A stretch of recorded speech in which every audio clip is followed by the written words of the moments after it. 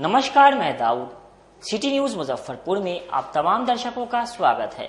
खबरों की ओर बढ़ने से पहले आइए नजर डालते हैं आज की मुख्य सुर्खियों पर। सिटी न्यूज के प्रायोजक हैं water valley NH 28, Sherpur, Muzaffarpur. लोक आस्था का महापर्व चैती छठ पूजा के संध्या अर्घ्य में व्रतियों ने भगवान भास्कर को दिया अर्घ्य। शहर के सभी प्रमुख घाटों पर रही भीड़।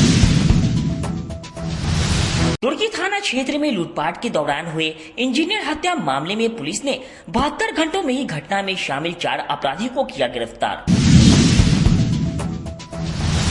और जैतपुर थाना क्षेत्र में सुपारी लेकर स्टूडियो संचालक की हत्या करने वाले सुपारी किलरों को पुलिस ने किया गिरफ्तार। ये थी आज की मुख्य सुर्खियां। अब खबरें विस्तार से।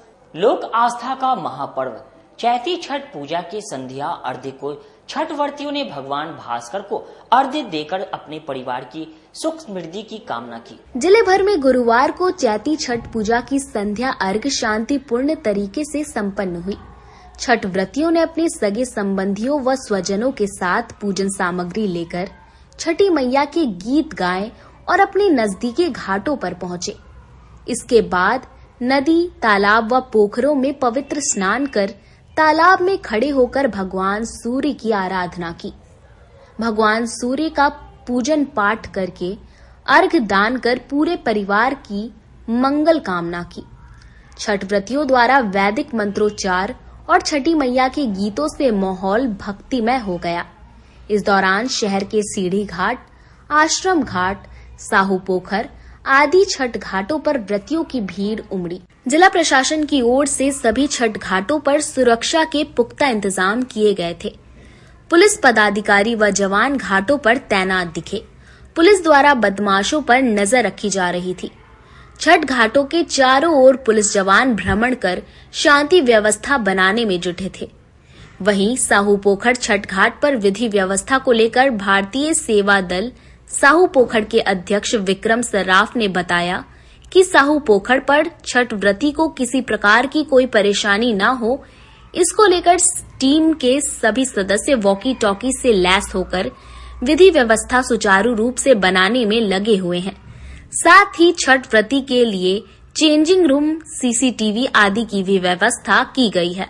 हम 4 साल से छठ पूजा करते आ रहे हैं। छठ पूजा एक महाकाल चैती छठ महान पर्व है। सब इसे बहुत ही आस्था से, बहुत ही श्रद्धा से और बहुत ही विश्वास के साथ इस पर्व को करते हैं। हम लोग सभी क्या मांगे भगवान?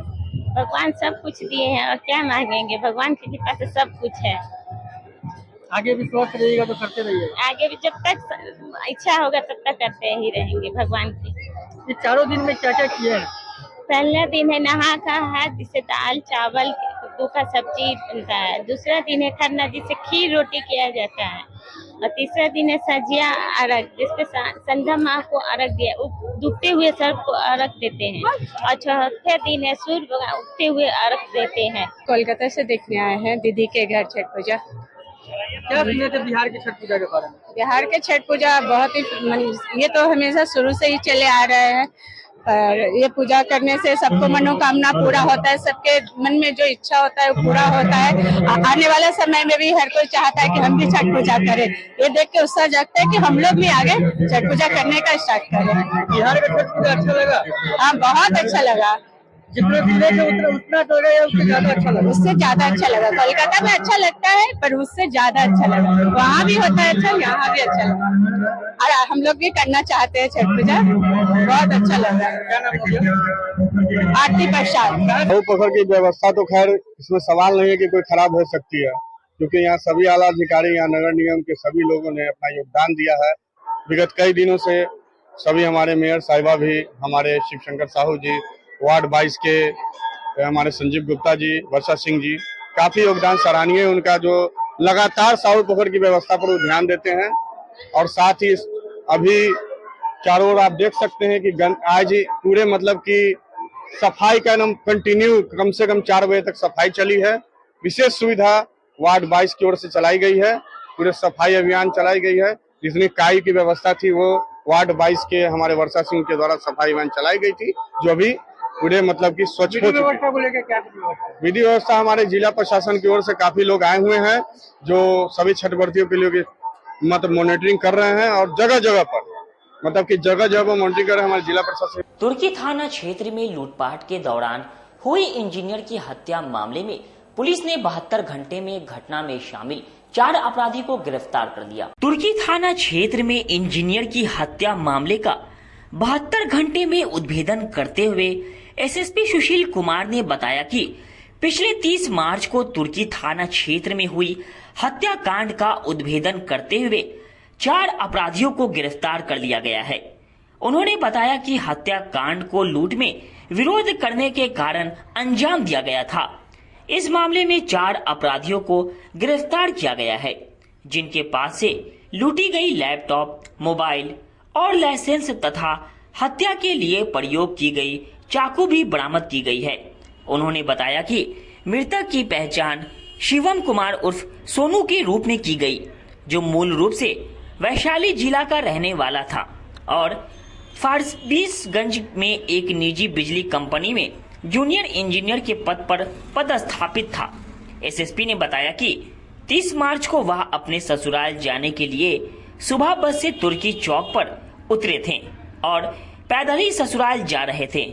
इसी क्रम में पिकअप सवार अपराध कर्मियों ने उनसे लूटपाट की कोशिश की और विरोध करने पर हत्या कर डाली। एसएसपी ने बताया कि घटना की जानकारी मिलने के बाद उनके द्वारा एक टीम का गठन किया गया था, जिसने इस कांड का उद्भेदन करने में सफलता हासिल की है।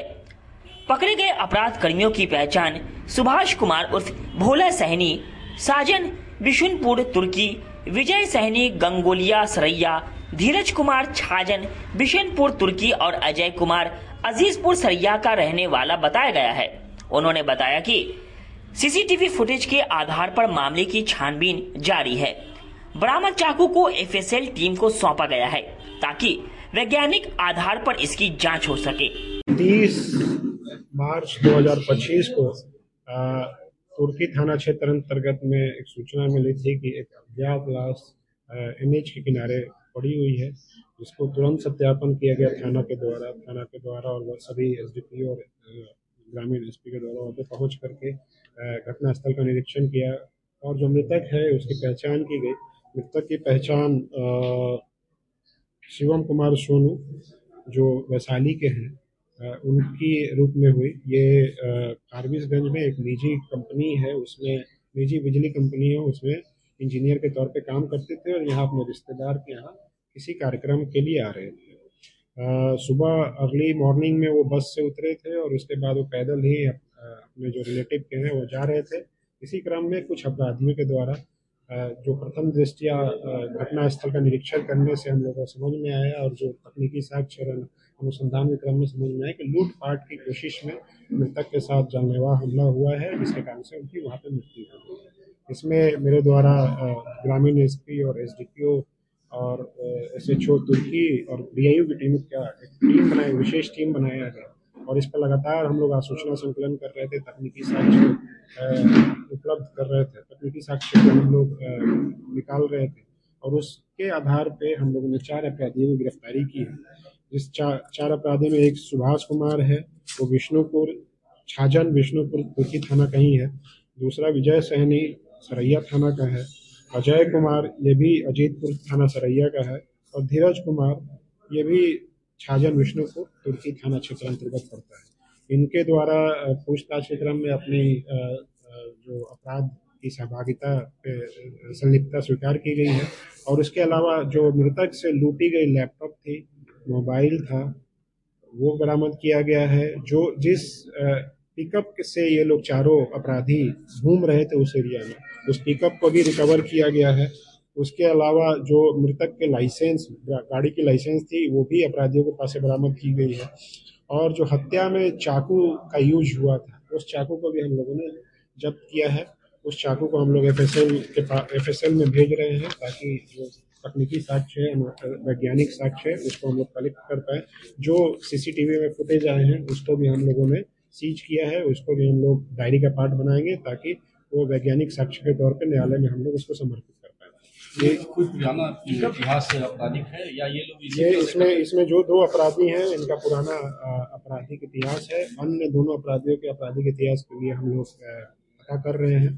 इसको हम लोग 10 दिनों के अंदर में चार्जशीट करेंगे। चार्जशीट करने के बाद इस पे स्पीडी ट्रायल के लिए माननीय न्यायालय में हम लोग आवेदन समर्पित करेंगे और हम लोग पूरी कोशिश करेंगे कि इसको अगले 1-2 महीने के अंदर में सजा हो जाए। चारों की गिरफ्तारी कहाँ से हुई और कितने चारों की गिरफ्तारी तुर्की क्षेत्र से हुई। लोक आस्था के महापर्व चैती छठ पूजा के संध्या अर्घ्य पूर्व जिला परिषद अध्यक्ष इंदिरा देवी ने भगवान भास्कर को अर्घ्य दी। लोक आस्था का महापर्व चैती छठ पूजा के संध्या अर्घ्य को व्रतियों ने डूबते हुए भगवान भास्कर को अर्घ्य दी और अपने परिवार की सुख समृद्धि की कामना की। लोजपा रामविलास पार्टी की महिला प्रकोष्ठ की प्रदेश उपाध्यक्ष और पूर्व जिला परिषद अध्यक्ष इंदिरा देवी ने अपने आवास पर संध्या काल भगवान भास्कर को अर्घ्य दी। इस दौरान उनका पूरा परिवार मौजूद रहा। भगवान भास्कर को अर्घ्य देने के बाद पूरे जिले में सुख समृद्धि की कामना की। चैती छठ का सांझ का हम लोग अर्घ्य दिए हैं और कल भुरवा घाटे हैं, आज शामवाला घाट है। छठ मैया हमारे पूरे मुजफ्फरपुर जिला वासी के सुख समृद्धि दे, पूरे परिवार को। छठ मैया के यही है मन्नत कि जो मन में छठी मैया से मन्नत मांगे माता छठी मैया सब पूरा करती है। जय छठी मैया। चुन्नू ठाकुर, छोटू राणा, रंजय ओंकार सहित 110 अपराधियों की संपत्ति होगी जब्त। अपराध व गैर कानूनी ढंग से संपत्ति अर्जित करने वाले जिले के 110 बदमाशों की संपत्ति जब्त की जाएगी। इसको लेकर पुलिस ने नकेल कसना शुरू कर दिया है। संबंधित थानों से संपत्ति जब्ती का प्रस्ताव एसएसपी के पास भेजा गया है। पुलिस इन अपराधियों के साथ साथ इनके परिवार वालों की भी संपत्ति खंगाल रही है। बता दें कि अपराध और गैर कानूनी ढंग से संपत्ति अर्जित करने वाले जिले के 110 बदमाशों की संपत्ति जब्त की जाएगी। मुख्यालय से आदेश आने के बाद पुलिस कार्रवाई तेज कर दी है। चुन्नू ठाकुर, रंजय ओंकार, छोटू राणा और पप्पू सहनी मुख्य रूप से शामिल हैं। एसएसपी सुशील कुमार ने बताया कि चुन्नू ठाकुर 1987 से ही अपराध की दुनिया में सक्रिय है। उस पर 42 आपराधिक मामला दर्ज है। अभी भी वो जेल में है। वहीं ओंकार के खिलाफ 3 मामला दर्ज है। छोटू राणा के खिलाफ दर्जनों मामला दर्ज है। पप्पू सहनी के खिलाफ जिले के अलग अलग थानों में 12 मामला दर्ज है। इन चारों की संपत्ति जब्त की जाएगी। इसके लिए इनके संपत्ति की जानकारी निकालकर न्यायालय में समर्पित कर दिया गया है। न्यायालय से आदेश मिलने के बाद इन चारों की संपत्ति जब्त की जाएगी। साथ ही अन्य अपराधियों की संपत्ति की जानकारी भी एकत्रित की जा रही है। एसएसपी सुशील कुमार ने बताया कि अपराधियों को जब से पता चला है कि उनकी संपत्ति जब्त की जाएगी, उसके बाद से अपराधी चोरी छिपे अपनी संपत्ति बेच रहे हैं। इसको लेकर एसएसपी ने लोगों से अपील किया है कि किसी अपराधी की कोई संपत्ति नहीं खरीदे। अगर आप खरीदते हैं तो आपको नुकसान होगा, क्योंकि अपराधियों की संपत्ति हर हाल में जब्त की जाएगी। 54 लाइसेंस हम लोगों ने निगमित किया है। 54 जगह पे रामनवमी का शोभा यात्रा जुलूस निकलेगा। इसमें सभी लाइसेंस जिनको दिया गया है उसमें लाइसेंस की शर्तें हैं, जैसे कि डीजे नहीं बनाना, हथियारों का प्रदर्शन नहीं करना, भड़काऊ भाषण नहीं देना, भड़काऊ गाने नहीं बजाना। इन सारी चीज़ों को हम लोगों ने सभी आयोजकों को लाइसेंस के तहत भी हम लोगों ने उनको ब्रीफ किया। उसके अलावा जो शांति समिति की बैठक उनके साथ हुई है, आम पब्लिक के साथ हुई है, सभी लोगों को हम लोगों ने ये ब्रीफ किया है। और उसके अलावा जितने भी सेंसिटिव प्लेसेज हैं सभी जगह पे पर्याप्त मात्रा में पुलिस फोर्स और पुलिस पदाधिकारी और मजिस्ट्रेट की प्रतिनियुक्ति की जाएगी। हम लोग का जिला स्तर सभी शांति समिति की बैठक है, उसमें आज बैठक करेंगे हम लोग। और सभी जुलूस को हम लोग वीडियोग्राफी कराएंगे और ड्रोन के द्वारा फोटोग्राफी की जाएगी, ताकि कोई भी अगर असामाजिक तत्व किसी भी तरह का उल्लंघन करते हैं या लॉ एंड ऑर्डर बिगाड़ने की कोशिश करते हैं तो उन पे हम लोग तकनीकी साक्ष्य के आधार पर कार्रवाई कर सकें, उनको सजा दिला सकें। तो ये सारी तैयारियां हैं। उसके अलावा आप लोगों के माध्यम से भी मैं सभी लोगों से अनुरोध करूंगा कि किसी भी तरह से डीजे या हथियार का प्रदर्शन करना पूरी तरीके से प्रतिबंधित। जैसा आप लोगों को पता है कि मुख्यालय के द्वारा भी लगातार निर्देशित किया गया सभी जिलों को, और हम लोग भी लगातार इस पर काम कर रहे थे। तो 7 BNSS के अंतर्गत में जो अपराध के द्वारा अर्जित संपत्ति, अवैध संपत्ति अर्जित की गई अपराधियों के द्वारा, खास करके जो अपराधी संगठित अपराध में संलिप्त है, उनके ऊपर हम लोग लगातार कार्रवाई कर रहे थे। पूरे जिले में हम लोगों ने 110 लोगों की पहचान ऐसे अपराधियों की की है, और हम लोगों लगातार सभी उनके जितने भी जमीन जायदाद हैं या बैंक अकाउंट है या गाड़ियां हैं उनके अपने नाम पे या अपने परिवार के नाम पे या किसी बेनामी संपत्ति के तौर पर उन्होंने खरीदा हुआ है, उसके बारे में लगातार कार्य कर रहे थे। और इसी क्रम में हम लोगों ने 4 अपराधियों का अभी तक में माननीय न्यायालय में इनके प्रॉपर्टी का डिटेल और सारी प्रतिवेदन को हम लोगों ने समर्पित किया है। जो 4 अपराधी हैं उसमें एक चुन्नू ठाकुर है जिसके ऊपर 42 केसेज हैं और सभी हीनियस टाइप के क्राइम्स है इसके ऊपर। 1987 से ये क्राइम कर रहा है, अभी भी ये जेल में है। एक दूसरा कुमार रंजय ओमकार है, इसके ऊपर भी लगभग 3 केसेज अभी तक हम लोग को पता चले हैं। पप्पू सैनी है जिसके पास 12 केसेज, जिसके ऊपर आपराधिक इतिहास 12 केसेज का है। और छोटू राणा इसके ऊपर भी दर्जनों केसेज है, ये भी काफी हीनियस क्राइम में ये संलिप्त रहा है। तो इन लोगों की प्रॉपर्टी का हम लोगों ने सौंपा है। बाकी अन्य लोगों की प्रॉपर्टी का भी हम लोग लगातार डिटेल निकाल रहे हैं और जल्दी ही सौंपेंगे। इसमें 1-2 चीजें जो है, एक तो कि सूचना है, जैसे कि सूचना मिली हम लोगों को कई अपराधी जो है अपने जो प्रॉपर्टी को बेचने की कोशिश कर रहे हैं। तो जो भी खरीदारी करने वाले लोग हैं, मैं उनसे अनुरोध करूंगा कि ऐसे प्रॉपर्टी जो कि डिस्प्यूटेड हो, जिसमें कि अपराध के द्वारा अर्जित संपत्ति है, उसको ना खरीदें, क्योंकि अगर वो खरीदेंगे तो भी वो माननीय न्यायालय में हम लोग उसके बारे में प्रतिवेदन समर्पित करेंगे और उसके चांसेस ज़्यादा है कि वो सीज हो। दूसरा ये कि मेरा आप लोगों के द्वारा सभी आम पब्लिक से, सभी लोगों से अनुरोध होगा कि किसी भी अपराधी के किसी भी प्रॉपर्टी के बारे में अगर आपको पता है तो मेरे पर्सनल मोबाइल, मेरे जो सरकारी मोबाइल नंबर है उस पर वो व्हाट्सएप के माध्यम से आप सूचना दे सकते हैं। आपके नाम को गुप्त रखा जाएगा, आपके पहचान को गुप्त रखा जाएगा। जो भी आपको सूचना हो कि अपराधियों के द्वारा जो संपत्ति अर्जित की गई है, चाहे वो अपने नाम पे हो, चाहे अपने परिवार के नाम पे हो, या किसी साथी के नाम पे हो, किसी नौकर के नाम पे, या बेनामी तरीके से नाम पे संपत्ति अर्जित की गई है, जितना आप सूचना देंगे हम लोग उसको उतनी कार्रवाई करने में सक्षम होंगे। जब्ती को लेकर सर क्या कुछ की जाएगा, जो अपराधियों की सूची बनाई गई है? और जैसा मैंने बताया कि 4 लोगों का हम लोगों ने माननीय न्यायालय में समर्पित कर दिया है। उसके सारे प्रॉपर्टी का डिटेल निकाल के लिस्ट के साथ हम लोगों ने समर्पित किया है। अब उसमें माननीय न्यायालय के द्वारा जो प्रक्रिया है, BNSS में प्रक्रिया दी हुई है कि वो नोटिस दिया जाएगा उन अपराधियों को, उनके परिवार को, और उनको ये बताना होगा कि उन्होंने उस संपत्ति को कैसे अर्जित किया है।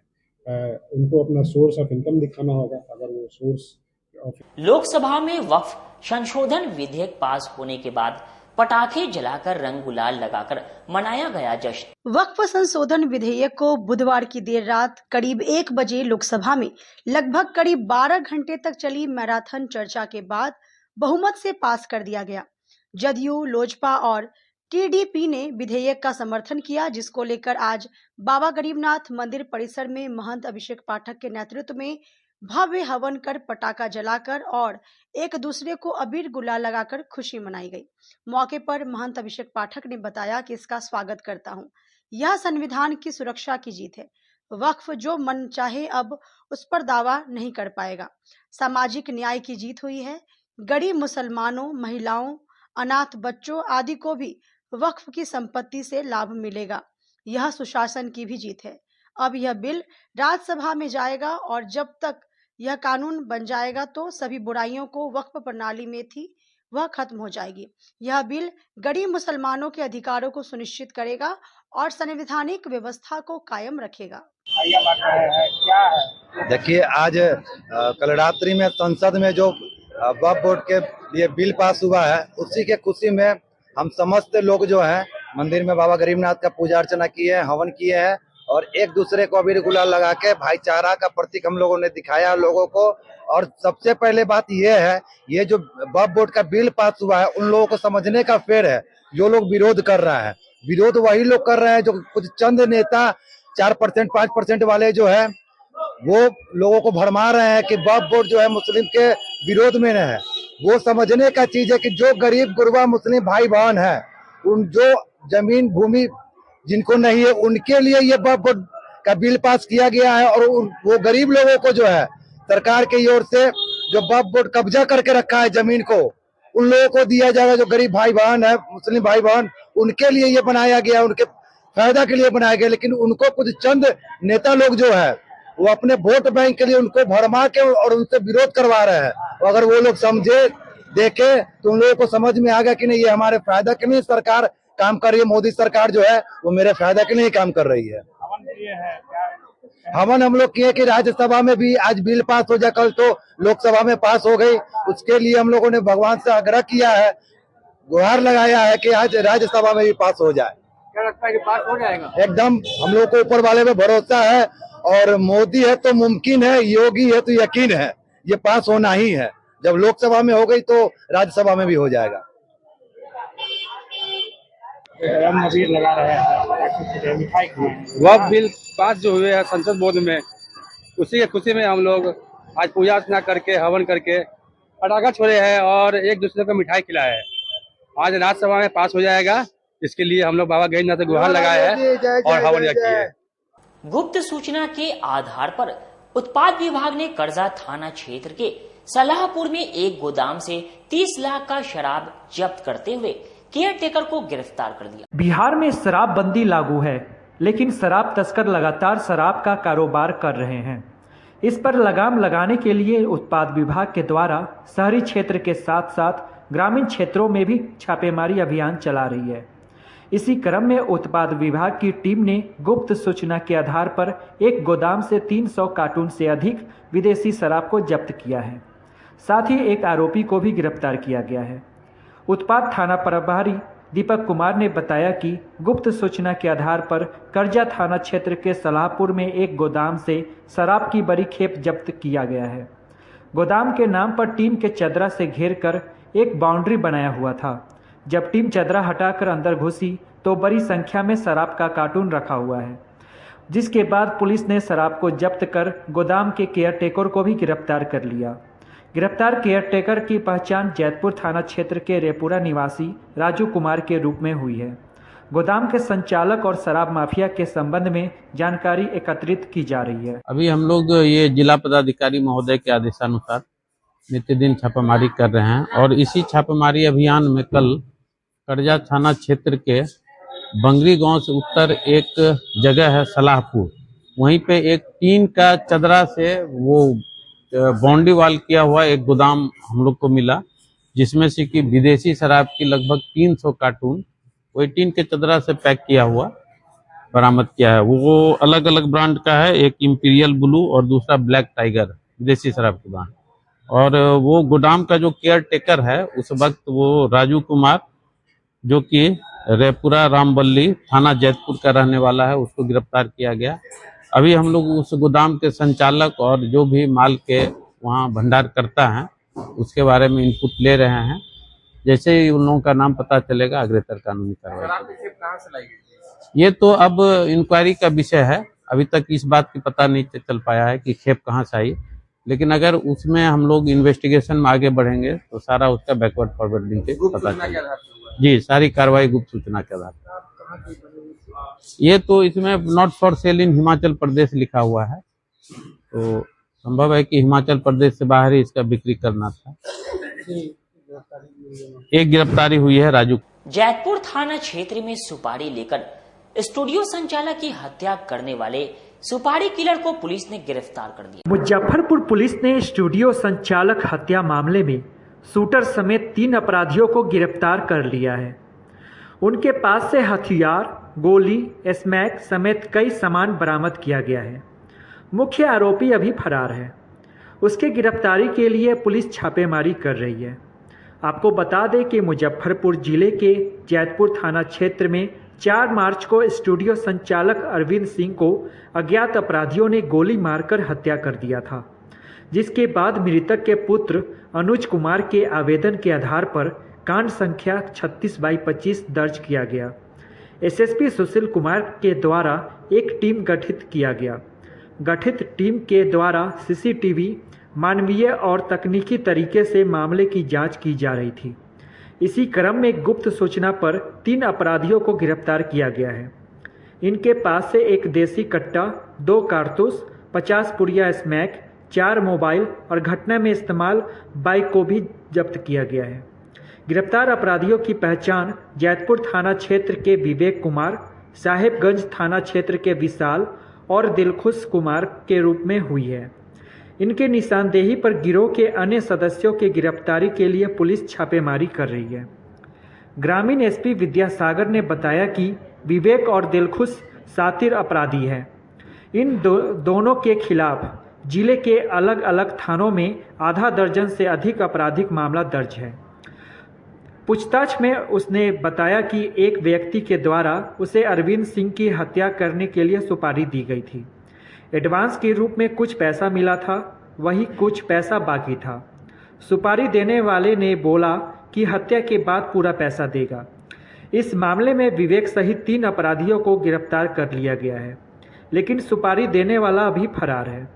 उसकी गिरफ्तारी के लिए छापेमारी चल रही है, जल्द ही उसे गिरफ्तार कर लिया जाएगा। मामला है 4 मार्च 25 को जैतपुर बाजार में अरविंद कुमार की गोली मारकर हत्या कर दी गई थी, जो कि फोटो स्टूडियो चलाते थे।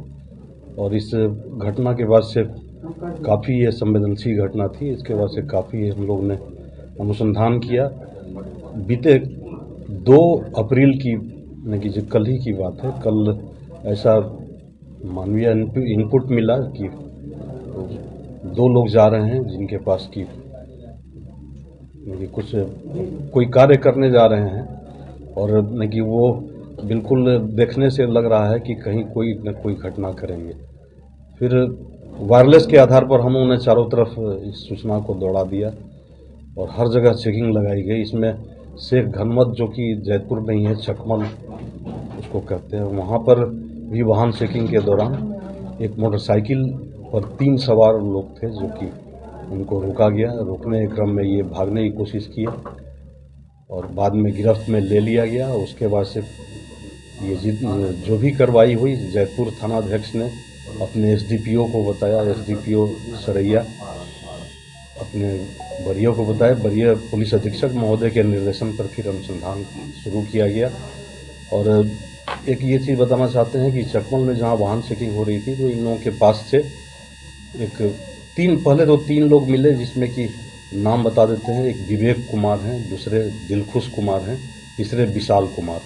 और ये लोग, इसमें से 2 दिलखुश और विवेक कुमार पर दर्जनों कांड हैं, पारू में, साहेबगंज में, देवरिया में, सरैया में, और सारे आम सेक्ट के हैं। आप लोगों को याद होगा सरस्वती पूजा के दिन डबल मर्डर हुआ था पारू में, ये 46-24, उसका ये प्रमुख ये शूटर था विवेक कुमार। इसके अलावा भी और लोग भी थे। तो इस बाद में सीसीटीवी फुटेज और ये सब आधार पर, जिसका नेतृत्व सरैया एसडीपीओ कर रहे थे, और जैतपुर, साथ में जैतपुर से साहबगंज एसएचओ थे और देवरिया एसएचओ, सारे लोग मिलके इस पर काफ़ी, कि 4 मार्च के बाद ही काफ़ी काम कर रहे थे।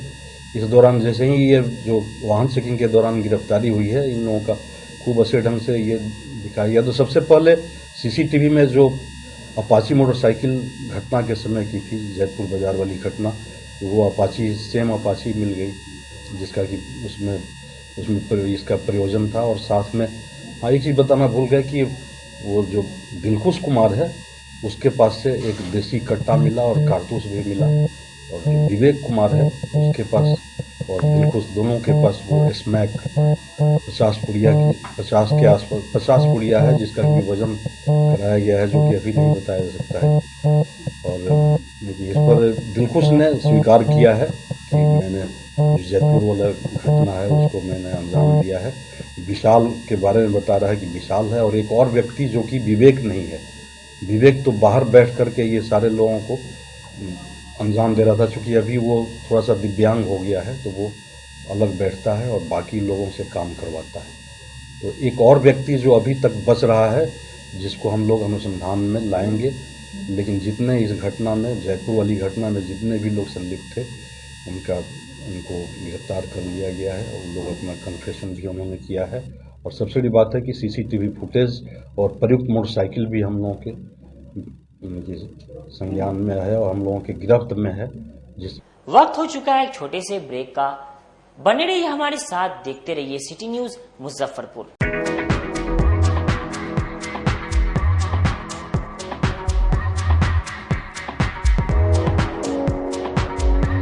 गर्मी में अपने पूरे परिवार के साथ मस्ती करना चाहते हैं तो चले आइए वाटर वैली में, जो कि कच्ची पक्की चौक से 2 किलोमीटर दूर शेखपुर NH के समीप स्थित है। शहर के लोग यहाँ मोटरसाइकिल और कार से काफी आसानी से पहुँच सकते हैं। यहाँ आप अपने परिवार के साथ फुल मस्ती कर सकते हैं। वेव पूल, रेन डांस के साथ भव्य वाटरफॉल बनाया गया है। छोटे बच्चों के लिए कई प्रकार के स्लाइड्स बनाए गए हैं, जहां बच्चे अपनी मस्ती में डूब जाएंगे। इसके अलावा खाने पीने के लिए बेहतरीन सुविधाएं उपलब्ध है, जहां पूरे परिवार के साथ व्यंजनों का लुत्फ उठा सकते हैं। तो देर मत कीजिए, गर्मी में मस्ती उठाने के लिए वाटर वैली तुरंत पहुंचे। हमारा पता है water valley NH 28, Sherpur, Muzaffarpur. हमारा कॉन्टैक्ट नंबर है 6202 584955। चाहे आपका पर्सनल स्पेस हो या corporate office, Marbonite full body vitrified tiles हर कोने को अपनी खूबसूरती से सजाता है। इस पर पड़ने वाले हर कदम को मिलती है एक ताकत, जो देती है आगे बढ़ने का विश्वास। जॉनसन टाइल्स का उत्तर बिहार का सबसे बड़ा शोरूम साई कृपा ट्रेडर्स द्वारा जल्द मुजफ्फरपुर जिले के सकरी सरैया डुमरी रोड में खुलने जा रही है। जल्द आ रहा है आपके शहर में। जल्द ही उद्घाटन की तारीख की घोषणा होगी। मार्बोनाइट विट्रीफाइड टाइल्स बाय जॉनसन। हम पढ़ाई के साथ साथ बच्चों में विश्वास जगाते हैं। Christ Jyoti international school based on CBSE curriculum with coeducation. Nursery से +2 के छात्रों के लिए प्रत्येक विषयों के लिए अनुभवी शिक्षकों का समूह है। 5 एकड़ में फैला यह स्कूल बच्चों के बेहतर भविष्य बनाने में सक्षम है। अत्याधुनिक साइंस और कंप्यूटर लैब के साथ स्कूल को बेस्ट डिसिप्लिन का अवार्ड भी मिल चुका है। पढ़ाई के साथ छात्रों की शारीरिक क्षमता बढ़ाने के लिए विभिन्न खेलों का विशेष प्रशिक्षण भी दिया जाता है।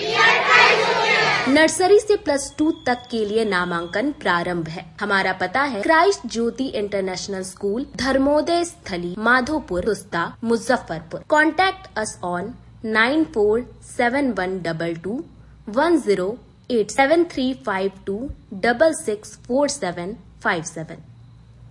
मैं प्रिंसिपल क्राइस्ट ज्योति कृतिका मृणाल ने अपने बच्चों के बारे में, अपने स्कूल के भविष्य के बारे में बेहतर निगरानी रखती हूँ। मेरे स्कूल में क्वालिटी बेस्ड एजुकेशन होता है। हमारे स्कूल को हाल ही में बेस्ट डिसिप्लिन अवार्ड से नवाजा गया है। हमारे शिक्षक ट्रेंड हैं, अनुभवी हैं और हम अपने बच्चों को पारिवारिक माहौल में पढ़ाते हैं। अपने सपनों की आशा को दे एक नई पहचान माँ भवानी डेकोर प्राइवेट लिमिटेड के साथ, जो है ऑथराइज्ड डिस्ट्रीब्यूटर ऑफ कजारिया। देश की मिट्टी से बनी टाइल से देश को बनाते हैं। और जहां मिलती है सभी प्रकार के Indian and imported granite, marble, sanitary एवं कोटा स्टोन का अनोखा एवं आकर्षक संग्रह। माँ भवानी डेकोर प्राइवेट लिमिटेड मतलब a complete floor solutions. New 0 mile Dadar road, Muzaffarpur. Call 9934753111। आजकल की बिजी जिंदगी में स्टाइल तो है, पर कंफर्ट का क्या? आपके इसी स्टाइल और कंफर्ट को बेहतर बनाने के लिए नीलकमल लेकर आए हैं first exclusive factory outlet showroom in Mithanpura, Muzaffarpur, जहां home furniture, office furniture, mattress and wedding special pay up to 50% off with EMI facility. Style भी, कंफर्ट भी। उत्तर बिहार का पहला नीलकमल का एक्सक्लूसिव शोरूम आपका स्वागत करता है। एक बार सेवा करो। ब्रेक के बाद एक बार फिर से आप तमाम दर्शकों का स्वागत है। आइए रुक करते हैं आगे की खबरों की ओर। पेड़ के पत्ते को लेकर साहेबगंज थाना क्षेत्र में हुए विवाद में महिला की पीट कर हत्या कर दी गई। पेड़ का पत्ता एक दूसरे पड़ोसी के आंगन में चले जाने को लेकर विवाद में 24 वर्षीय विवाहिता महिला की पिटाई से मौत हो गई। घटना साहेबगंज थाना क्षेत्र के वार्ड 12 की है। मंगलवार की देर शाम करीब 7:30 बजे हुई मारपीट में एक परिवार की 3 महिला और एक पुरुष घायल हो गए, जिनका इलाज CHC में हुआ। SKMCH रेफर किए जाने के बाद मध्य रात्रि बाद करीब 1 बजे रात में इलाज के क्रम में हरेंद्र राम की पत्नी रीमा कुमारी की मौत हो गई। मृत महिला के देवर बालेंद्र कुमार ने मेडिकल पुलिस को दिए बयान में कहा कि मेरे घर के पीछे सीमल का पेड़ है, पड़ोसी के घर के पास कदम का पेड़ है, दोनों का पत्ता टूटकर एक दूसरे के आंगन में जाता है। इसी बात को लेकर पड़ोसी महेश राम के पुत्रों सहित अन्य लोगों ने गाली गलौज की। दिन में समझाकर मामला शांत करा दिया गया, लेकिन घर पर केवल महिलाओं के होने पर अनुज कुमार, अभिषेक कुमार, जानकी देवी, किरण कुमारी सहित 8 लोगों ने मिलकर भाभी रीमा कुमारी, मां उर्मिला देवी 57 वर्षीय, भाभी शांता देवी, भाई वीरेंद्र कुमार की पिटाई कर दी, जिनका इलाज CHC में हुआ। वहां से चिकित्सक ने SKMCH रेफर कर दिया, जहां इलाज के क्रम में भाभी रीमा कुमारी की मौत हो गई। इधर इलाज के क्रम में मौत के बाद रीमा कुमारी के शव का पोस्टमार्टम मेडिकल पुलिस ने करवाया, जिसके बाद शव को लेकर परिजन साहेबगंज बी पट्टी पहुंचे। मृतक के देवर बालेंद्र कुमार ने बताया कि भाई हरेंद्र कुमार अभी दिल्ली में हैं। वे घटना की सूचना मिलने पर दिल्ली से चल चुके हैं। भाई के आने के बाद ही भाभी के शव का दाह संस्कार गुरुवार को किया जाएगा। मृत महिला की शादी 2.5 साल पूर्व हुई थी। उसे अभी कोई संतान नहीं है। वहीं पूरे मामले को लेकर SSP सुशील कुमार ने बताया कि मामूली विवाद में महिला की पिटाई से मौत हो गई है। इस मामले में साहेबगंज थाने में FIR दर्ज कर ली गई है और आरोपियों की गिरफ्तारी के लिए छापेमारी की जा रही है। मारपीट की घटना साहेबगंज थाना क्षेत्र में आपस में मारपीट हुई, जिसमें मारपीट के क्रम में महिला काफी गंभीर रूप से घायल हो गई थी। उनका इलाज के क्रम में मृत्यु हो गया है। उस पे हम लोगों ने FIR दर्ज किया है और FIR करके जो अपराधी हैं उनकी गिरफ्तारी के लिए लगातार छापे। कारण है कि पाता खेत में पाता गिर रहा था, इसीलिए वो मारा। पहले ही से सब कोई प्लान बनाया था, लमसम 2 महीना 3 महीना से मारना है तो मारना है। हमेशा कहता था लोग कि इसके घर में से लाश निकाल देना है तो निकाल देना है। आज दिखाइए हमारे घर में लाश पड़ा हुआ है, सारा लोग है। हॉस्पिटल में ले जाने के लिए कोई नहीं था। हम हॉस्पिटल में ले जाने के लिए गाड़ी मंगवाए तो गाड़ी वाला के सामने सब आदमी खड़ा हो गया कि नहीं जाने देंगे गाड़ी। और वहाँ मुजफ्फरपुर ले गए, जैसा इलाज चालू किया। सदर अस्पताल में बनेगा 100 बेड का CCU। हार्ट और अन्य गंभीर मरीजों का होगा इलाज, रेफर से मिलेगा छुटकारा। मुजफ्फरपुर के सदर अस्पताल में 100 बेड की क्रिटिकल केयर यूनिट जल्द ही बनेगी। इसके निर्माण को लेकर प्रशासनिक मंजूरी मिल गई है। यह परियोजना प्रधानमंत्री स्वास्थ्य आधारभूत योजना के तहत स्वीकृत हुई है। राज्य स्वास्थ्य विभाग ने BMS ICL को निर्माण के लिए आधिकारिक पत्र भेज दिया है। CCU के निर्माण पर करीब 44.50 करोड़ रुपए खर्च होंगे। 3 वर्ष पूर्व 2022 में ही स्वास्थ्य विभाग के अधिकारियों ने अस्पताल का निरीक्षण किया था। उसी दौरान इस यूनिट की जरूरत महसूस की गई थी। 3 वर्षों के बाद इसका प्रस्ताव तैयार हुआ। योजना के तहत पुराने MCH भवन को तोड़कर नया CCU ब्लॉक बनाया जाएगा। स्वास्थ्य विभाग ने BMS ICL को निर्देश दिया है कि इस निर्माण को किसी अन्य योजना से वित्त पोषित न किया जाए। भुगतान से पहले भवन का भौतिक सत्यापन अनिवार्य होगा। यूनिट बनने के बाद गंभीर मरीजों को SKMCH या अन्य अस्पतालों में रेफर नहीं करना पड़ेगा। यह सुविधा दिल की बीमारियों और अन्य गंभीर रोगों से पीड़ित मरीजों के लिए बेहद फायदेमंद साबित होगा। फिलहाल मुजफ्फरपुर में केवल SKMCH में ही CCU की सुविधा है। सदर अस्पताल में यूनिट शुरू होने से मरीजों को बेहतर और जल्द इलाज की सुविधा मिलेगी। हाँ, वो एम्बुलेंस आ रहा है। 90 के लगभग एम्बुलेंस हम लोगों को मिलेगा। 50 एम्बुलेंस मिल गया है, 40 एम्बुलेंस जो है और मिलेगा। इसके अतिरिक्त कल 2 और महत्वपूर्ण निर्णय जो विकास आयुक्त महोदय ने, जो अपर मुख्य सचिव स्वास्थ्य विभाग भी है, क्रिटिकल केयर यूनिट जो है वो बनना है एक मेडिकल कॉलेज हॉस्पिटल में, और एक सदर अस्पताल के लिए भी हम लोगों ने जो ED है हेल्थ सोसाइटी के, उनसे अनुरोध किया था, तो उसकी भी स्वीकृति हो गई है। तो कोई एक्सीडेंट का केस आता है, कोई बहुत इमरजेंसी की सिचुएशन में कोई मरीज आता है, तो क्रिटिकल केयर यूनिट सदर अस्पताल में भी और मेडिकल कॉलेज हॉस्पिटल में भी बनने जा रहा है। इसको लेकर के टेंडर वगैरह की प्रक्रिया जो है बहुत जल्दी शुरू हो जाएगी। इसकी भी कल सैद्धांतिक सहमति विकास आयुक्त महोदय ने दी है और कल वृहद समीक्षा बैठक हुई है, उनका निरीक्षण हुआ है। तो हम लोग जो भी निर्देश है विकास आयुक्त महोदय का, उसका हम लोग अनुपालन। इस वर्ष पीजी में सीट फुल हो जाने के बाद कई छात्र नामांकन से वंचित रह गए, जिसको लेकर छात्र राजद के सदस्यों ने विश्वविद्यालय प्रशासन से वार्ता की। बीआरए बिहार विश्वविद्यालय में पीजी में सीट बढ़ाने का मामला गर्मा गया है। गुरुवार को छात्र राजद का एक प्रतिनिधि मंडल ने डीन से मिलकर नामांकन के लिए सीट बढ़ाने की मांग की है। छात्र नेताओं ने डीन आलोक प्रताप सिंह को बताया है कि पीजी के अलग अलग विषयों physics, psychology, botany, history, political science, economics में सीट से अधिक छात्रों ने नामांकन के लिए आवेदन दिया है, लेकिन सीट कम होने के कारण सभी छात्रों का नामांकन नहीं हो सका है। इस कारण अधिक संख्या में छात्र नामांकन से वंचित हो गए हैं। छात्र नेताओं ने डीन को धमकी दी है कि अगर उनकी मांगे पूरी नहीं होती है तो सीनेट की बैठक में हंगामा करेंगे।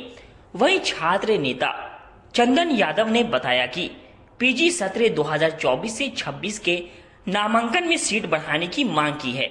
इससे छात्र हायर एजुकेशन ले सकेंगे। अगर हम लोगों की मांग पूरी नहीं होती है तो आगामी सीनेट की बैठक का छात्र राजद विरोध करेगी। सीनेट का विरोध इसलिए होगा कि उसमें छात्रों की बात नहीं होती है।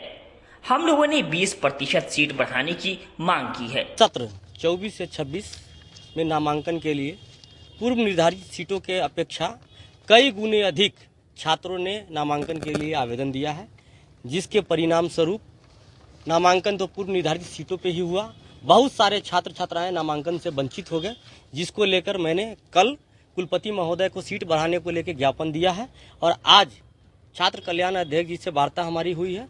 उन्होंने भी स्पष्ट रूप से ये माना है कि बहुत सारे छात्र पीजी में नामांकन से वंचित हो रहे हैं। ये मुझे भी खेद है, लेकिन मैंने कहा जो उस पर सार्थक विश्वविद्यालय प्रशासन का क्या कदम है तो उन्होंने स्पष्ट नहीं किया है। लेकिन मैं स्पष्ट आपके माध्यम से ये विश्वविद्यालय प्रशासन से कहना चाहता हूं, अगर सीटों की संख्या पीजी में नहीं बढ़ी तो छात्र राष्ट्रीय जनता दल और हमारे साथ सभी छात्र छात्राएं मिलकर आने वाले समय में जो सीनेट का बैठक होने वाला है, हम लोग सीनेट का पुरजोर तरीके से विरोध करेंगे।